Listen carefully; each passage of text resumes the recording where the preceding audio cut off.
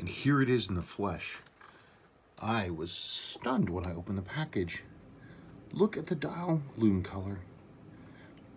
I think I've only seen one other that had this kind of color, and it was one that came out of a storage unit in Florida where it had sat in the heat for a very long time.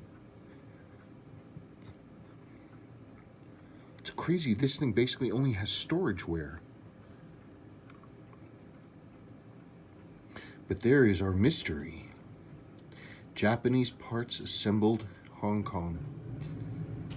So that is apparently, at least for some watches, at least for this one, that's how the transition happened from Japan to Hong Kong, from Suwa to Non-Suwa. Now, most of the Non-Suwas that I see, they start in like summer, maybe fall 1981.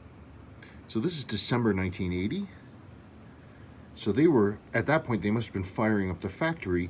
They were doing production, but they were just shipping the parts from Japan and having them done. This thing, like literally, it's like new old stock. I don't think it ever got worn. What am I going to do with this thing?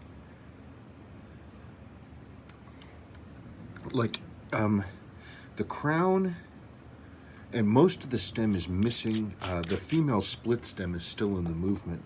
But look at the, gosh darn it. Look at the caseback gasket. It's never been flattened down. Movement's not running. I don't know why. I haven't checked it out. It's fully wound, but it ain't running. Don't know why. I'll have to check that out. Seiko Time Corp, it says. Yeah, I don't know what I'm going to do with this thing. I mean, this is the only piece of documentation that I'm aware of that shows the production path between Japan and Hong Kong. That's nuts.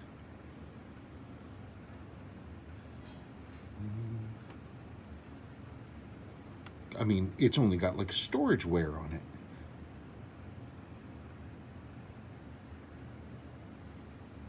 This came from the estate of a watchmaker. He died a good number of years ago. His wife just went into a care facility, and some guy is cleaning out their estate, and that's where this came from. He had, when I got to it, when Stephen Moore told me about this watch, hoping that I would pick it up, the other things he was selling was just junk. I mean, junk, except for this.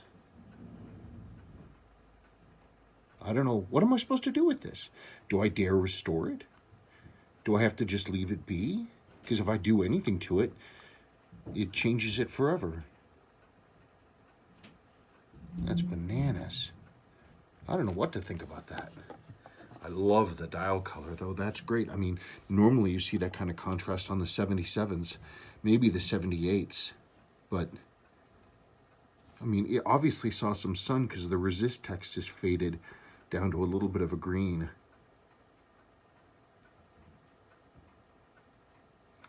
I don't know. If you got any recommendations, let me know.